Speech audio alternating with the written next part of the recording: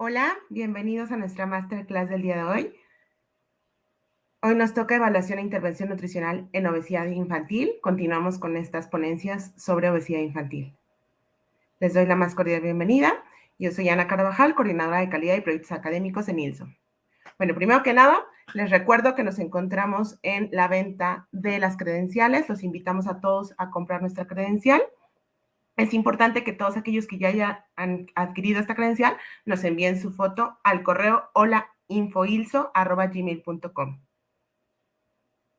También los invito a participar en nuestro siguiente curso, Guía del SAT para el Profesional Médico. Este está a punto de iniciar y es muy interesante. También tenemos dentro de nuestra oferta académica el Diplomado Avanzado de Actualización y Capacitación en Obesidad y Síndrome Metabólico. Este inicia el 14 de marzo. Tenemos también en la semana del 13 al 15 de marzo el seminario en neurociencias. Este seminario es presencial. Entonces los invitamos también a solicitar su beca y participar en él. Y para todos los interesados en obtener este artículo, les pido pongan en los comentarios la palabra CEPAL y con gusto les compartiremos esta información. Bueno, pues vamos a dar la bienvenida a nuestra ponente el día de hoy. Les decía que el tema que toca es evaluación e intervención nutricional en obesidad infantil a cargo de la nutrióloga Alejandra Ruiz. Alejandra es egresada de la Universidad Autónoma Metropolitana de Xochimilco. Cuenta con una certificación por el Colegio Mexicano de Nutriólogos. Durante su trayectoria, ha trabajado como docente en diferentes universidades. Lleva más de 25 años de experiencia siendo catedrática. Además, ha trabajado en diferentes áreas del Hospital General de México, destacando su labor actual como coordinadora de nutrición en la Unidad de Bienestar Infantil. Entonces, pues bueno, como pueden darse cuenta, es muy experta en este tema de obesidad infantil. Entonces, le doy la más cordial bienvenida. Gracias, Ale, por aceptar la invitación. Vamos a empezar con tu ponencia. A todos los que nos están sintonizando, les recuerdo que pueden ir dejando sus comentarios y sus preguntas aquí en nuestro chat y con gusto al final los leeremos. Bienvenida, Ale. Hola, buenos días. Muchas gracias, Ana, te lo agradezco. Pues buenos días a todos. Agradezco la invitación por parte del Instituto Latinoamericano de Sobrepeso y Obesidad para estar con ustedes esta mañana con esta charla justo de evaluación e intervención nutricional en obesidad infantil, en donde en realidad les quiero compartir un poco de lo que hacemos en la Unidad de Bienestar Infantil del Hospital General de México. La siguiente, por favor. Sabemos que tenemos un país que está en una transición epidemiológica y que sí, es verdad, ha disminuido la mortalidad infantil a partir de la disminución de patologías infectocontagiosas, pero a su vez también han incrementado las enfermedades crónicas no transmisibles, que son las principales causas de muerte en adultos, y que entonces se vuelve un total desafío. Y hablo de un desafío porque como si tuvieron la oportunidad de estar en la plática de la doctora Cari el día martes, pudieron observar en los datos que ella presentó que no tenemos, la siguiente por favor, diferencias tan importantes, por ejemplo, en los reportes que hacen Salud 2020 y 2021, en cuanto a sobrepeso y obesidad, tanto en niños de 5 a 11 años, donde prácticamente se mantienen iguales, no vemos mejoría, no vemos que haya impactado lo que estemos haciendo propiamente y estamos en espera de los próximos resultados. La siguiente, por favor. Y lo mismo pasa en el grupo de adolescentes, en la población de adolescentes, también tenemos esta situación donde no existe ningún cambio. Entonces, se vuelve un desafío en hacer un plan mucho más estructurado para poder trabajar con estos pacientes y ofrecer algo diferente. Entonces, justamente lo que nosotros tenemos en esta unidad de bienestar infantil es apostamos por una evaluación integral, un grupo multidisciplinario en donde estamos tanto los médicos, endocrinólogos, pediatras, psicología, médico del deporte, nutrición, trabajo social, enfermería, todos finalmente hacemos una evaluación integral que nos permita llegar a una detección oportuna de la enfermedad, porque es una enfermedad, no es un factor de riesgo, es considerada ya una enfermedad, y de esta manera también darle una atención dirigida y específica de manera individualizada a cada uno de los pacientes para poder prevenir el día de mañana secuelas durante la etapa adulta. La siguiente, por favor. Así que nosotros en la historia clínica, además de la historia clínica médica, de la psicosocial, de la de medicina del deporte, hacemos una historia clínica nutricional, pero antes tenemos que recordar que esta entrevista debe permitir una apertura, respeto y confianza. Tenemos nosotros como personal de salud ser los primeros en quitarnos esta parte del estigma de la obesidad, el evitar hacer juicios justamente sobre lo que el paciente nos está diciendo, sobre lo que nos está informando, a partir de los gestos, a partir de los comentarios que hagamos. En realidad tenemos que generar ese ambiente de confianza y respeto para poder obtener la información que necesitamos para el día de mañana poder planear la intervención en estos pacientes. Esa historia clínica, además de los datos generales que nos da, como el nombre, la edad, también nos dice, sobre todo, por ejemplo, en pacientes pediátricos, tenemos niños que algunos estudian, algunos ya no estudian, algunos tienen que trabajar desde muy tempranas edades, algunos estudian y trabajan, y todo eso finalmente son factores que tenemos que tomar en cuenta para ir planeando la intervención que vamos a hacer en esos pacientes. Tenemos que tomar en cuenta los indicadores clínicos que a lo mejor no propiamente los preguntamos nosotros, pero no podemos dejar de lado el revisar la historia médica para poder identificar esos indicadores clínicos que puedan incluir aspectos de salud o enfermedad que puedan ser presentes o pasados, como por ejemplo el uso de medicamentos, o el uso de antipsicóticos que sabemos que pueden generar obesidad secundaria, pues son factores que también tenemos que ir tomando en cuenta nosotros y no podemos dejarlos de lado. Además, tenemos que hablar de los análisis de las habilidades tanto en primero como en segundo grado. Sabemos que ese paciente, a final de cuentas, es el producto de una carga de hábitos, de costumbres, de una dinámica familiar. Ese paciente no viene solo. A final de cuentas, él no decide muchas veces qué se compra en casa, cómo se prepara, en qué cantidad se sirve, y es muy importante conocer cuál es el entorno de ese paciente.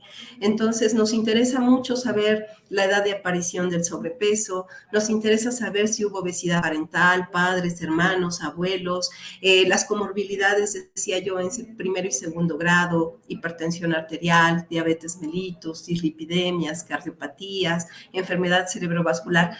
No porque esto esté propiamente implícito en la historia clínica médica, no es algo a revisar por parte del área de nutrición para nosotros. La siguiente, por favor. Así que, otro aspecto a revisar son los antecedentes perinatales. Sabemos que todos estos antecedentes pueden condicionar una programación metabólica. El que la madre haya padecido diabetes gestacional durante el embarazo del paciente o haya padecido preeclampsia o eclampsia o una insuficiencia placentaria o restricción uterina, el que haya tenido tabaquismo positivo, el estado nutricional de la madre durante la gestación, si tuvo desnutrición, si ganó peso de manera excesiva y por supuesto el peso al nacer del niño. Tanto los extremos, un peso bajo como un peso alto, nos puede llevar a condicionar justamente esta programación metabólica. Y dentro de la unidad de bienestar infantil también contamos con programas de prevención en donde trabajamos, por ejemplo, con mujeres embarazadas justamente para ofrecer información que dirija sus elecciones de alimentos, que mejore las condiciones de la dieta durante el embarazo, la actividad física, participa el médico del deporte, participa psicología, justamente para tratar de cambiar justamente el entorno de los pacientes el día de mañana. La siguiente, por favor. Otro de los aspectos a visualizar, que ya es propiamente de nutrición, es la historia alimentaria. Nos interesa saber si ese paciente fue alimentado al seno materno por lo menos 6 meses de manera exclusiva, cuál fue el tiempo de inicio de la alimentación complementaria y con qué calidad se inició esa alimentación complementaria, qué alimentos fueron los que se ofrecieron y en qué cantidades. Y esto finalmente que nos pueda hablar también de preferencias alimentarias. Muchas de las ocasiones los padres ofrecen bebidas azucaradas o alimentos densamente energéticos a muy tempranas edades que van condicionando justamente esas preferencias alimentarias. Tenemos que conocer los patrones y los hábitos de alimentación, por ejemplo, hablar del desayuno. Muchos de los pacientes que tenemos aquí en la unidad ya no desayunan. Lo que nos refieren justamente en estas entrevistas es omiten el desayuno y para ellos el desayuno es la primera comida que realizan en la escuela, el refrigerio, y finalmente tienen ayunos muy prolongados. Por eso nos interesa saber cuánto es el número de comidas que realizan en un día. La mayoría de nuestros pacientes realizan en promedio 2 comidas formales en el día o muchos de ellos solamente pican durante todo el día. Entonces, no sé si importante saber con qué frecuencia están consumiendo alimentos, con qué frecuencia consumen alimentos fuera de casa, que pueden llegar a condicionar un elevado consumo de alimentos industrializados, ¿no? Y hablar de las porciones que ellos están consumiendo en este sentido. La siguiente, por favor. Y por supuesto, pues el estilo de vida es uno de los puntos cruciales porque nos va a permitir identificar causas y nos va a permitir detectar áreas de oportunidad para nuestra intervención. Y de ahí, pues, la importancia justamente de la apertura que tengamos para con el paciente. Esto que les comentaba de evitar el estigma y el evitar hacer prejuicios y justamente poder obtener información fidedigna, no sesgar la información, porque a veces por miedo al regaño los pacientes no nos dicen todo y eso no nos permite identificar las barreras que tenemos que superar en estos pacientes. Y entre estas partes del estilo de vida, pues tenemos que hablar de las horas que pasan frente al televisor, pero no solo el televisor, sino estamos hablando también de horas pantalla, estoy hablando de las computadoras, estoy hablando de los celulares, estamos hablando justamente que con la pandemia esta fue una situación que se vino a agudizar y ahora tanto niños como adolescentes finalmente pasan muchas horas frente a estas pantallas, frente a las redes sociales y esto finalmente ha generado la parte de sedentarismo. Entonces tenemos que analizar justamente cuál es la cantidad de actividad sedentaria o cuál es el tiempo dedicado al ejercicio, tanto en la escuela como fuera de la escuela, para que nosotros podamos identificar en un momento dado el gasto energético a partir de la actividad física que ellos puedan estar teniendo y por supuesto nos interesa las horas de sueño. Igual con la pandemia es un problema que se agudizó, los chicos han empezado a dormir muy tarde, despiertan muy tarde, duermen en realidad pocas horas, el sueño es poco reparador, tienen alteraciones de sueño que esto interviene en el crecimiento y en el desarrollo de los pacientes. La siguiente, por favor. Y entonces, pues nos toca hacer una evaluación nutricional completa, ¿no? A través de indicadores como la antropometría, la bioquímica, la clínica, la dietética, y establecer a partir de estos indicadores los objetivos del tratamiento, la planificación de esa intervención nutricional, así como el seguimiento y la evaluación final que vayamos a dar de la misma. La siguiente, por favor. Y bueno, dentro de la antropometría, el parámetro más utilizado para esto es el peso. Es un parámetro que se utiliza porque es de fácil reproducción. El costo y el acceso a los equipos de medición, pues es muy fácil, es lo que más tenemos en cualquier medio, ya sea público o privado, la báscula siempre está. Lo que sí no hay que olvidar es que tenemos que estar capacitados, que tenemos que tener métodos estandarizados para poder pesar adecuadamente a esos pacientes, recordando, por ejemplo, que en neonatos y en lactantes se deben de pesar desnudos y que niños mayores, pues lo que buscamos es que tengan el mínimo de ropa o ropa ligerita en una báscula clínica que tenga una precisión de 50 a 100 gramos. La siguiente, por favor. En cuanto a la talla, en niños menores de 85 centímetros promedio que no son capaces de mantenerse en pie.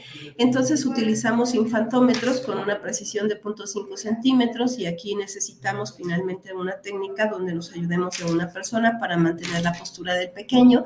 Y en mayores de 2 años se miden con un estadímetro de pie, no los medimos con el estadímetro que están en las básculas clínicas, porque no obtenemos la postura adecuada, que es finalmente los talones, la columna y el occipucio apoyados sobre un plano duro y los brazos extendidos a lo largo del tronco, buscando justamente ese plano de Frankfurt que los nutriólogos siempre comentamos al momento de tomar la talla.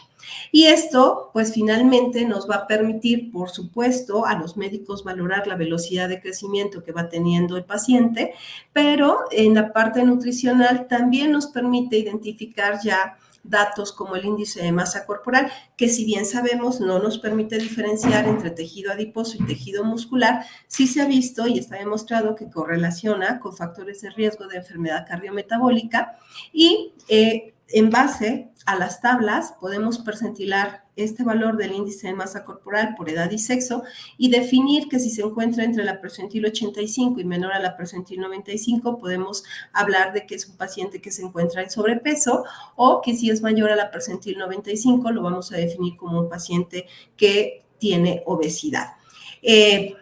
Está recomendado el utilizar las tablas de la OMS. Aquí en la unidad se ha decidido tomar en menores de 2 años tabla de la OMS y para mayores de 2 años la CDC por el tipo de población mexicoamericana que maneja esta referencia.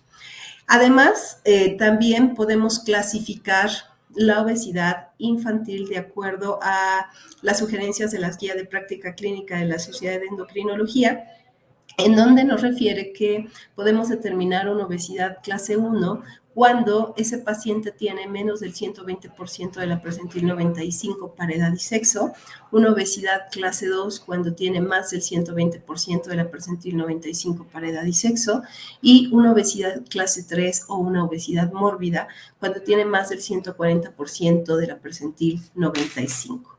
La siguiente, por favor. Otra de las medidas que hacemos en la antropometría es la circunferencia, y entre ella es la circunferencia del cuello. Es un índice que es fácil de evaluar, se ha visto y está demostrado que correlaciona obesidad y distribución de grasa corporal a nivel abdominal, así como el riesgo cardiovascular. Este se va a medir por debajo del cartílago tiroideo y sobre la prominencia laringea. Es un indicador que utilizamos de control individual. No hacemos un comparativo con tablas porque los valores entre las tablas que se han revisado varían por edad, por etnia y por maduración sexual. Necesitaríamos un estudio mucho más completo para poder hacer una comparación. Sin embargo, en la evolución del paciente, al valorar nuevamente al paciente y cuando hay cambios en la composición corporal, cuando hay disminución de la cantidad de la masa grasa que tienen estos pacientes, podemos observar que también disminuye la circunferencia del cuello en ellos. La siguiente, por favor. Otra de las circunferencias que tomamos son las circunferencias de cintura y con ello el índice de cintura-talla. Esta circunferencia de cintura está asociada a la grasa abdominal y a sus comorbilidades como resistencia a la insulina, diabetes, prediabetes y riesgo cardiovascular. Dependiendo del autor es donde se mide esta circunferencia. Si utilizamos al autor Fernández, que utiliza las tablas de CDC, este se mide 1 centímetro por arriba del reborde lateral superior de la cresta ilíaca a nivel medio axilar. Y él refiere que puede considerar en base a sus datos un paciente en riesgo de obesidad abdominal cuando está por arriba de la percentil 75 y con obesidad abdominal por arriba de la percentil 90. Existe otra referencia que es la referencia de Klonder, en donde él correlaciona la circunferencia de cintura con el percentil de la talla, en donde él refiere que finalmente podemos tener niños más bajitos, que podamos estar sobre o subestimando esta circunferencia. Entonces, él hace una estimación de acuerdo al percentil de la talla y él mide la cintura en lo que es la referencia de Isaac, en donde se encuentra el punto medio entre el borde costal inferior y la cresta ilíaca al final de una exhalación.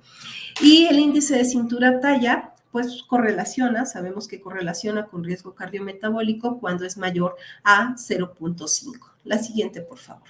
Y por ejemplo, aquí tenemos una referencia, justamente, este es del autor Fernández, que les comentaba, en donde nos habla de riesgo cuando tiene por arriba de la percentil 75 y obesidad abdominal cuando es por arriba de la percentil 90, y él tiene referencias desde los 2 hasta los 18 años de edad. La siguiente, a diferencia del autor que es Klonder, en donde él justamente solamente tiene referencia desde los 6 a los 16 años. Entonces, cualquiera de las dos intervenciones que hagamos o las dos circunferencias que tomemos, finalmente tenemos que utilizar las tablas correctas sobre la medición que hicimos. Nosotros hacemos ambas mediciones aquí en la unidad, finalmente como control propio de cada uno de los pacientes. Tenemos la oportunidad justamente aquí en la unidad de realizar composición corporal a través de impedancia eléctrica. Es una determinación que no es invasiva, que nos va a determinar agua corporal, masa libre de grasa y masa grasa. Lo hacemos desde la consulta de primera vez de valoración nutricional con el paciente y lo hacemos en promedio cada 4 a 6 meses dependiendo de las consultas de seguimiento del paciente. Sin embargo, la antropometría se sigue haciendo en cada visita que tiene con nosotros de manera mensual. Este análisis finalmente nos permite identificar cuál es la composición corporal que tenemos por segmentos en el tronco, en las extremidades, y esto ir viendo finalmente los cambios que ese paciente va teniendo. Nos permite ver el efecto que tiene la prescripción del ejercicio, la actividad física, el cambio de acuerdo al crecimiento y también los cambios a partir de la dieta, y poder ir haciendo el día de mañana los ajustes necesarios para ese paciente de acuerdo a esa composición. Y además, pues es importante de manera metabólica sobre el gasto energético, porque sabemos que la masa metabólicamente activa, pues va a depender entonces de esa masa muscular que tenga ese paciente, de la masa libre de grasa, y entonces esto nos va a permitir ir haciendo a los ajustes pertinentes en los pacientes. La siguiente, por favor. En la evaluación bioquímica, aunque propiamente no somos nosotros quienes solicitan estos estudios de gabinete y que ya platicó la doctora Cari el día martes sobre estos aspectos, no podemos dejar de revisar nosotros como nutriólogos este aspecto. Esa evaluación que permite corroborar el riesgo o la presencia de comorbilidades e identificar también si la dieta puede ser un factor modificable para mejorar los niveles de glucosa que tenga ese paciente, para mejorar esa secreción de insulina, si es un paciente que tiene una curva de tolerancia oral a la glucosa, hablar de las cargas glucémicas con los pacientes, pruebas de función hepática, saber si tiene enfermedad hepática por hígado graso no alcohólico, el perfil de lípidos que tenemos que ir controlando en esos pacientes, y entonces la dieta que sea un aspecto importante para hacer mejoras en los pacientes en estas situaciones. La siguiente, por favor. En la parte clínica, que también es un aspecto que ven los médicos propiamente, pero que no podemos dejar nosotros de revisar, pues vamos a observar físicamente, en conjunto con la historia clínica, la presencia de comorbilidades o etiologías subyacentes. En el aspecto general podemos encontrar rasgos dismórficos que nos puedan sugerir algún síndrome genético. Tenemos pacientes con síndrome de Down, tenemos pacientes con síndrome de Prader-Willi, tenemos pacientes que nos hablan de alteraciones menstruales que pudiéramos correlacionar con síndrome de ovario poliquístico. Tenemos también la revisión, por ejemplo, por cada uno de los áreas, por ejemplo, en la boca, la erosión del esmalte dental que nos pueda llegar a sugerir algún trastorno alimentario, o en la piel, la presencia de acantosis nígricas que identifican los médicos propiamente, o el crecimiento del higadito por enfermedad hepática no alcohólica. Entonces, todo esto finalmente nos va marcando a nosotros puntos importantes para hacer una intervención. Por ejemplo, tenemos una paciente que en algún momento fue alimentada durante 2 años de vida con exclusivamente leche y no fue al seno materno, sus primeros 2 años de vida, en donde encontramos en esa exploración física, sí, tiene obesidad, tiene exceso de masa grasa, pero también tiene deficiencias de micronutrientes, encontramos signos de bandera en el cabello, encontramos deficiencias de hierro, encontramos deficiencias de zinc. Entonces, esta exploración física nos permite identificar qué más podemos hacer por cada uno de los pacientes que tenemos. La siguiente, por favor.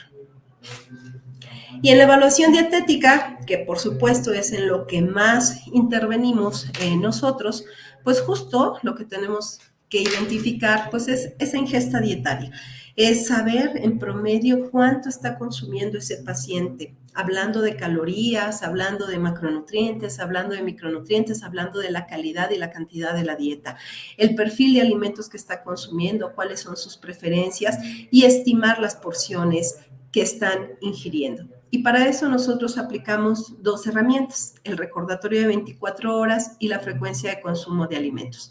El recordatorio de 24 horas, en él preguntamos el número de comidas que realiza al día, el tipo de alimento que está consumiendo, si son sólidos, si son líquidos, qué tipo de líquidos, si son bebidas azucaradas, si son sólidos, cómo fueron preparados, porque finalmente esto nos habla si son más densamente energéticos, el tamaño de las porciones, el hábito de desayuno que ya comentaba que es algo que no es común en nuestros pacientes, omiten el desayuno, saber si comen solos o con quién comen, qué influencia tienen sobre esos alimentos, en dónde comen, porque los chicos ahora ya no comen como antes, en un comedor, con el núcleo familiar.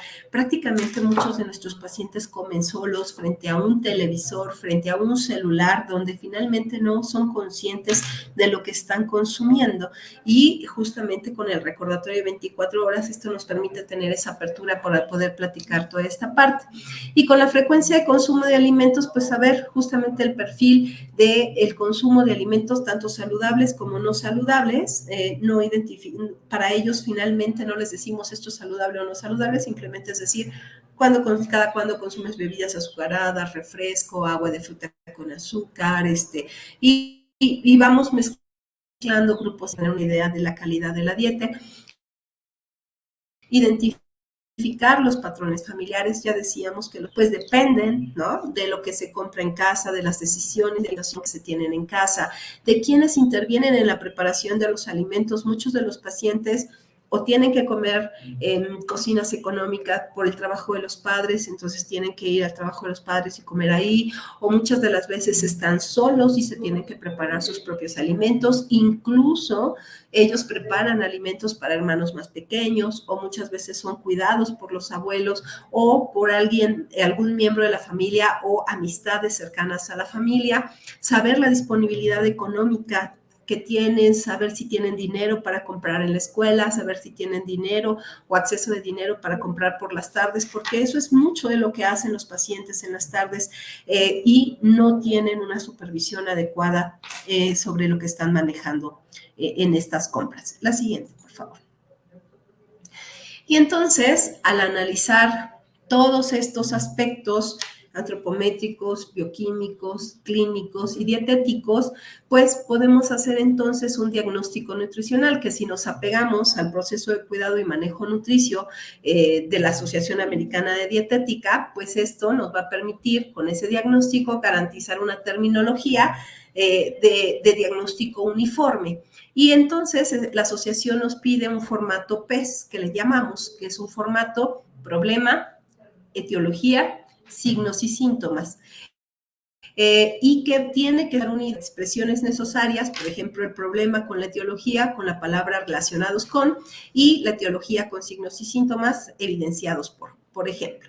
Ingestión energética excesiva, ese es el problema en mi paciente, relacionado con alta frecuencia de consumo de comida procesada y bebidas azucaradas, esa sería la etiología, y evidenciado por un índice de masa corporal 135%, el percentil 95 para edad y sexo, 44% de masa grasa corporal, presencia de acantosis nigricans y aumento de los niveles de glucosa sanguínea, 130 miligramos por decilitro en ayunas, colesterol sanguíneo 280 miligramos de decilitro y triglicéridos de 320 miligramos por decilitro. Y todos estos son los signos y síntomas. Y esto me va a permitir entonces planear esa intervención nutricional, saber qué tengo que corregir en ese paciente, sobre qué tengo que intervenir en cuanto a la etiología y qué parámetros tengo que ir vigilando para saber que ese paciente va mejorando las condiciones.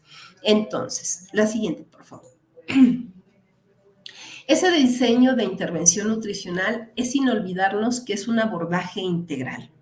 El manejo multidisciplinario se ha demostrado que es el que tiene la mayor efectividad. Es lo que hacemos nosotros aquí en la Unidad de Bienestar Infantil. Tan importante es el tratamiento médico, el tratamiento por parte de medicina del deporte, el tratamiento psicológico y el tratamiento nutricional para cada uno de los pacientes. Entonces, nada es más importante que otro. Eso es algo que tenemos que aclarar al paciente. Y tenemos que aclarar al paciente que no está aquí para bajar de peso. Está aquí para mejorar las condiciones de salud que tiene.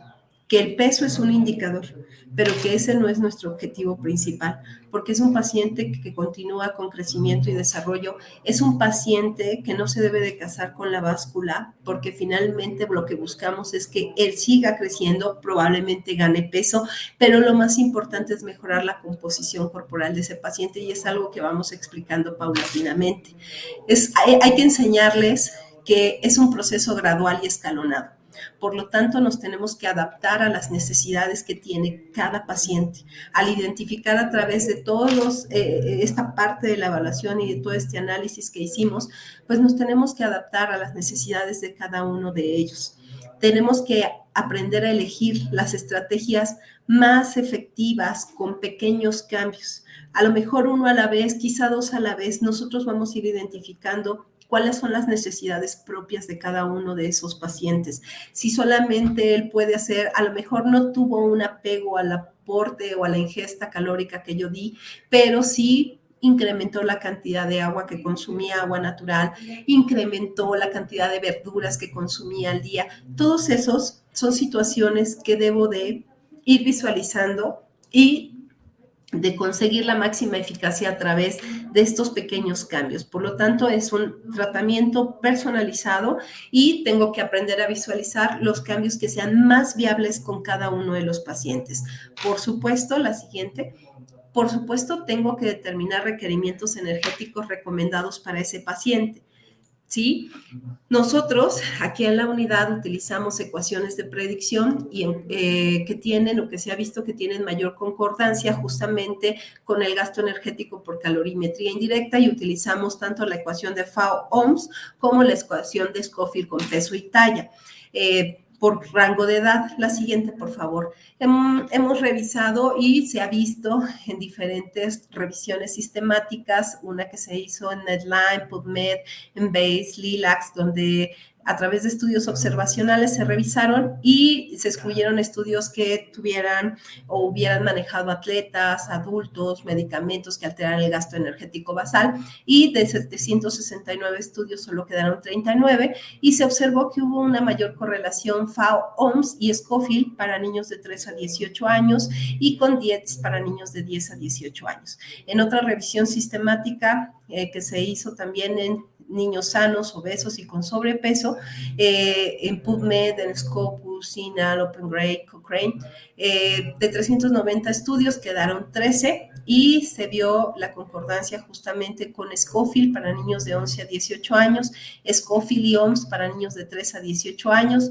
Mifflin potencialmente puede ser utilizada para pacientes pospúberes mayores de 11 a 18 años y estamos hablando sobre todo cuando ya se manejan Tanner 4 y Tanner 5 y no hay información suficiente para niños menores de 3 años. Por eso en la unidad planeamos o establecimos manejar requerimientos energéticos a través de estas ecuaciones de predicción. La siguiente. Y entonces, ya que tenemos el aporte energético que vamos a definir en nuestros pacientes, pues tenemos que hacer una prescripción dietética. Y como comentábamos, pues tenemos que potenciar los aspectos saludables, porque tenemos que encontrar aspectos saludables en cada uno de los pacientes y decirles que no todo está mal, que hay cosas que podemos mejorar, que hay cosas que podemos rescatar, y entonces hay que potenciarlas y empezar a corregir los menos satisfactorios. Hacemos una distribución energética según los objetivos de cada paciente, que pueden variar con una distribución de macros de hidratos de carbono entre el 50 y 60%, de proteínas entre el 12 y el 15%, y dando un 65% principalmente de proteínas de alto valor biológico, y las grasas que pueden variar desde el 30 al 35%, siempre respetando que menos del 10% sean a partir de grasas saturadas. Establecemos el número de comidas al día en base a las necesidades de cada paciente. Comúnmente estamos dando alrededor de 4 o 5 comidas al día en base a los horarios de esos pacientes, en base a los tiempos que ellos tienen, si trabajan, si estudian, si hacen ambas cosas, cuáles son las actividades de los padres, cuáles son las posibilidades justamente de la preparación de alimentos. Hablamos de las porciones de alimentos por el Sistema Mexicano de Alimentos Equivalentes, establecemos horarios junto con ellos, horarios recomendables que les hablamos que pueden ser flexibles de acuerdo al fin de semana, a los momentos del día. Por ejemplo, el desayuno, pues promovemos el desayuno en nuestra población, y lo que hablamos es que pues el fin de semana no los queremos a las 5 o 6 de la mañana desayunando, pero que es parte importante de no desayunar hasta después de las 12 o 1 de la tarde, porque finalmente son ayunos prolongados que pueden afectar metabólicamente a cada uno de esos pacientes. Y siempre es ofrecer alternativas alimentarias o hablar de variedad estacional. Encontramos finalmente que los pacientes no tienen una variedad en el consumo de alimentos, y entonces finalmente hay que trabajar justamente el que ellos acepten el nuevo sabor, ¿no? En diferentes preparaciones, tenemos que sugerir técnicas culinarias nuevas, pero siempre llegando a los acuerdos en base a preferencias y siempre explicando el por qué esto podría ayudar en estos pacientes.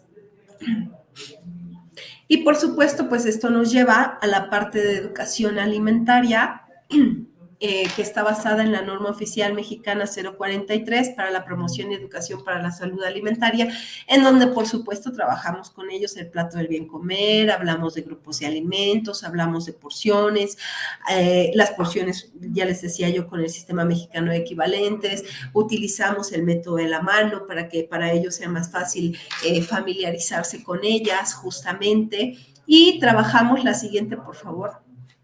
Y trabajamos justamente en talleres tanto para padres como para pacientes, donde reforzamos esta información.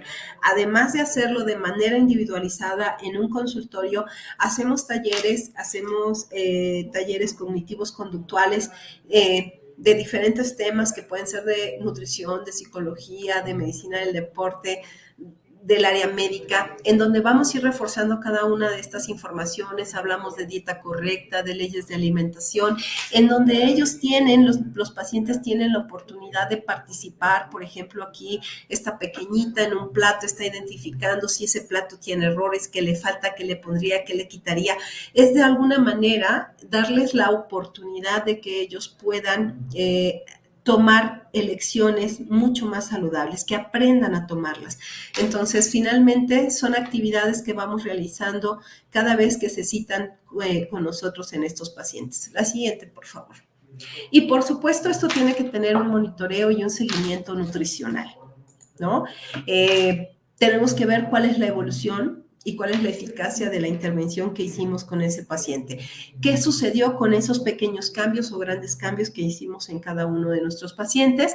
Tenemos que volver a reevaluar el estado nutricio. Yo les decía que nosotros en cada consulta tomamos la antropometría y las bioimpedancias cada 4 meses promedio. Entonces, hay que ir reevaluando justamente cómo va ese paciente en ese estado nutricio, en sus bioquímicos, si han mejorado, si la dieta ha tenido algún impacto, la modificación de sus hábitos, el desarrollo de habilidades, pero no solo las habilidades del paciente, sino de todo el núcleo familiar, porque estamos interviniendo con todo el núcleo familiar. y buscar la motivación que pueda tener para realizar cambios. A lo mejor en los adolescentes es el cómo se ven, a lo mejor en los más pequeñitos es el decir ya no me canso cuando juego, cuando corro. Entonces hay que ir evaluando resultados clínicos, composición corporal y volver a planificar la nueva intervención. Por supuesto, podemos encontrar pacientes finalmente que tienen recaídas, los va a ver, pero finalmente tenemos que volver a retomar y encontrar ese pequeño puntito de motivación que nos pueda volver a reincorporar al paciente a lo que estábamos haciendo. De verdad, pequeños cambios, vemos cambios muy importantes. El simple hecho de que dejen bebidas azucaradas, el simple hecho de que empiecen a tomar más líquido, el simple hecho de que no hagan ayunos tan prolongados, de verdad genera cambios importantes en estos pacientes. La siguiente, por favor.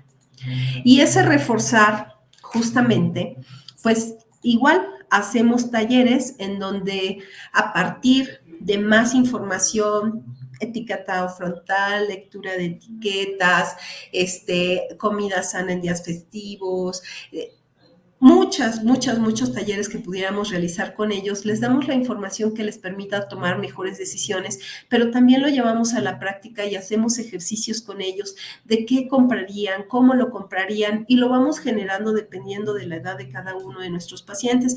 Podemos tener pacientes mucho más pequeñitos, por ejemplo, en donde trabajamos a través de juegos lúdicos, trabajamos en conjunto tanto la parte de nutrición como la parte de hábitos saludables de sueño, la parte de ejercicio y finalmente es un estar reforzando constantemente la información que vamos brindando a cada uno de nuestros pacientes.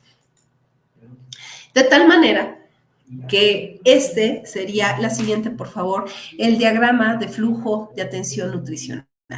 Esa atención nutricional, entonces, va a tener que estar basada en una historia clínica nutricional, como ya vimos, donde tenemos que tener una revisión de todos esos antecedentes familiares, patológicos y no patológicos, hacer una evaluación nutricional completa, A, B, C, D,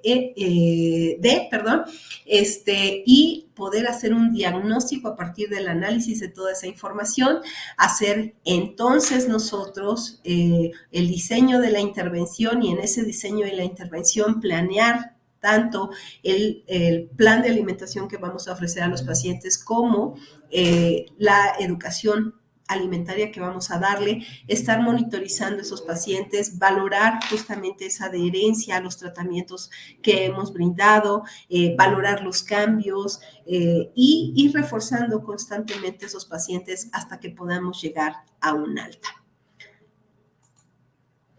Pues yo espero que esta información que les he brindado, finalmente agradezco pertenecer a este grupo multidisciplinario de la Unidad de Bienestar Infantil, en donde todos están abiertos a enseñarnos, estamos abiertos a aprender, estamos abiertos a comunicarnos en beneficio del paciente. La verdad, es una experiencia maravillosa trabajar en este equipo.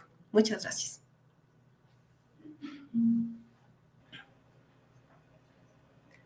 Muchas gracias, Ale. Excelente tema, excelente ponencia. Muchísimas gracias por compartir esta información con nosotros. Tenemos aquí en el chat algunos comentarios, mandan saludos. Una persona nos saluda desde Venezuela, por ejemplo.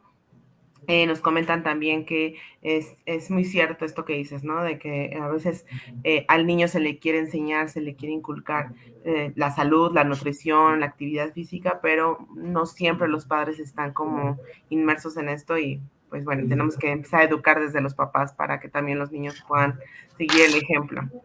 Entonces, pues, así sí, es. Hay mucho que trabajar, tanto médicos, nutriólogos, psicólogos. Perdón, aquí en la unidad también hay otros proyectos, la verdad es que es mucho el trabajo, hay otros proyectos, hay una escuela para padres en donde trabajamos justamente diferentes temas, donde participa enfermería, participa psicología, participa trabajo social, donde a lo mejor no podemos cambiar la cuestión económica, pero sí podemos ayudarles a planificar, porque algo que nos hemos encontrado también es que a veces del dinero no saben planificar en qué gastarlo y a veces ahí están las fugas hormiga, ¿no? Entonces, de verdad, es mucho el trabajo que se puede hacer, pero también hay que hacer mucho, ¿no?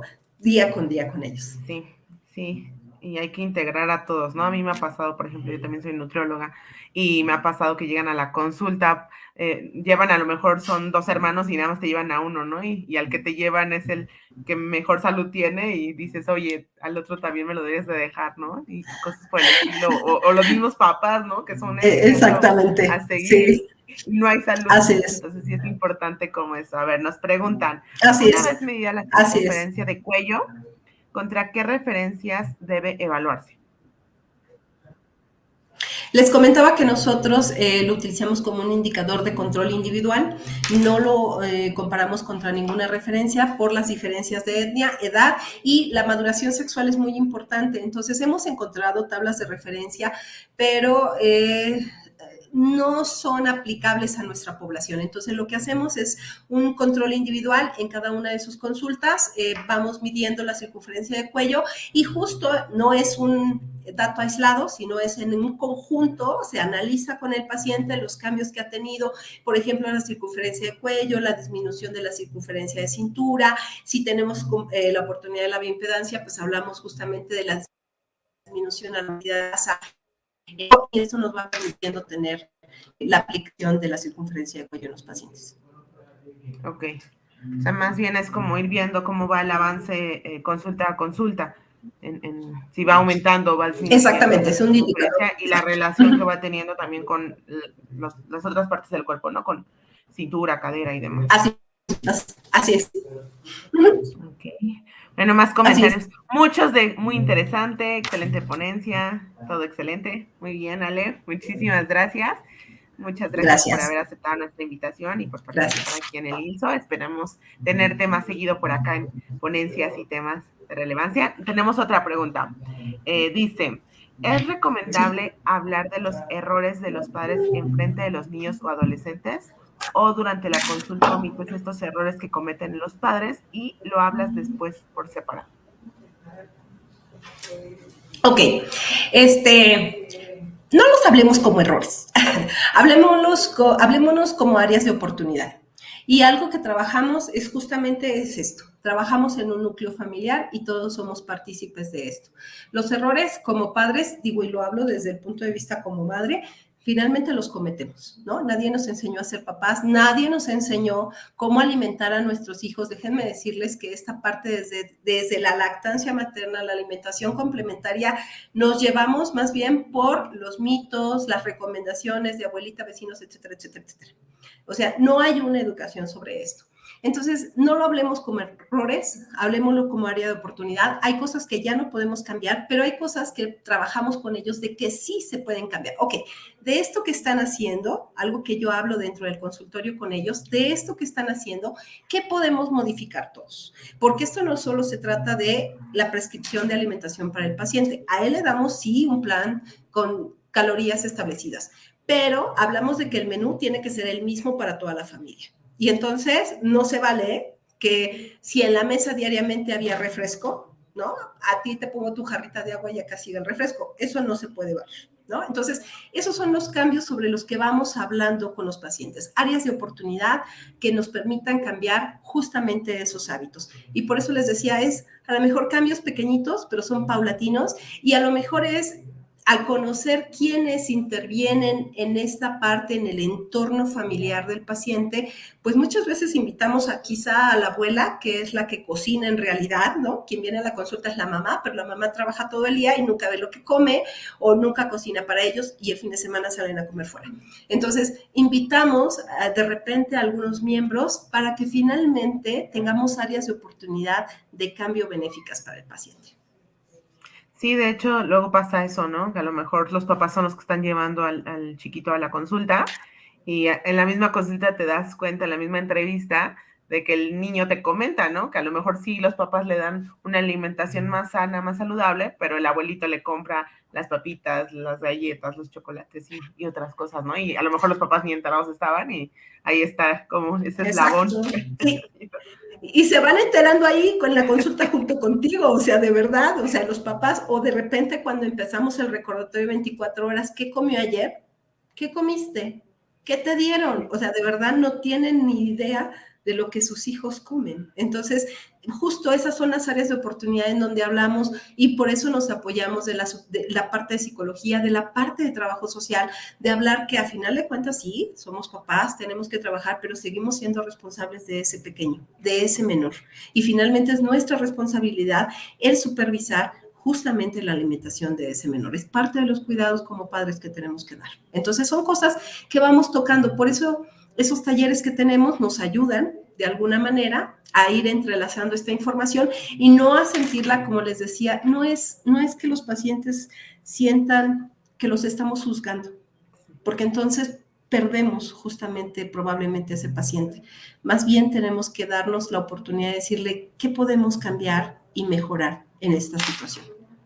Sí, muchas veces es cuestión de escuchar y entender, ¿no? Hacia dónde va esto.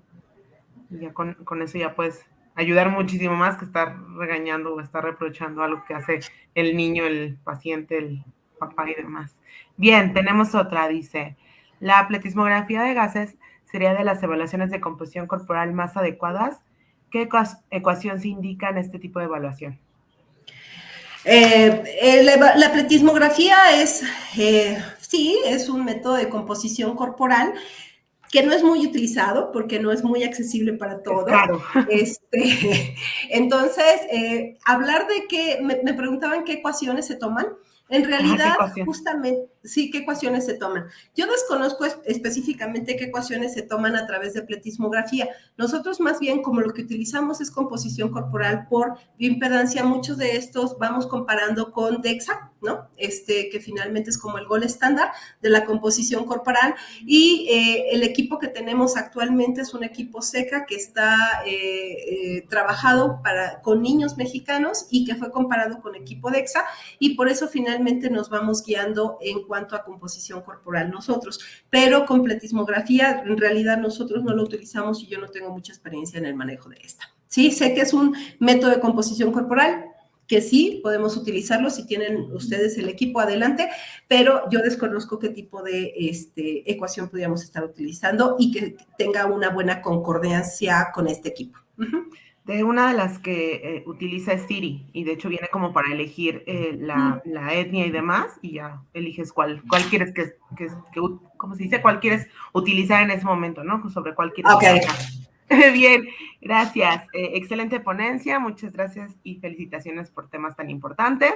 Y tenemos otro, es más como comentario me parece. Dice, se viene acarreando desde los antepasados, la alimentación es muy amplia, desafortunadamente la intervención de la invasión de las industrias abarrotan de información, es la que nos gana espacio de educación desvirtuada. Muy cierto. Desgraciadamente sí, ¿no? Este tipo, híjole, es que es otra de la parte de educación que tenemos que hacer, utilizar las redes sociales, utilizar los sistemas electrónicos de información y enseñarles a los niños finalmente que tenemos las dos vertientes, ¿no? Y que hay que aprender a elegir la mejor información de lo que podemos tener como opción. Muy cierto, Ale. Creo que son todas. Agradecen aquí por las respuestas que les diste. Muchísimas gracias, en verdad, por este tema tan importante y tan interesante y tan de hoy. Gracias por la invitación. Pues bueno, esperemos tenerte pronto. Muchas gracias a los que nos acompañaron y pues estén pendientes de los demás temas que tendremos. Les recuerdo, tenemos la parte de la credencial. No olviden, los que ya la adquirieron, mandarnos su fotografía al correo holainfoilso@gmail.com. Los que todavía no la adquieren, pues no se pierdan esta oportunidad de adquirir su credencial. Les recuerdo de nuestro curso, tenemos guía del SAT para el profesional médico próximamente. También el diplomado avanzado de actualización y capacitación en obesidad y síndrome metabólico. Inicia este mes también. Nuestro seminario en neurociencias del 13 al 15 de marzo. Soliciten su beca con este código, la pueden solicitar. Y los interesados en obtener el documento, pongan la palabra CEPAL también en el chat y con gusto se los compartimos. Pues muchísimas gracias a todos por acompañarnos y sigan al pendiente de ILSO. Bonito día.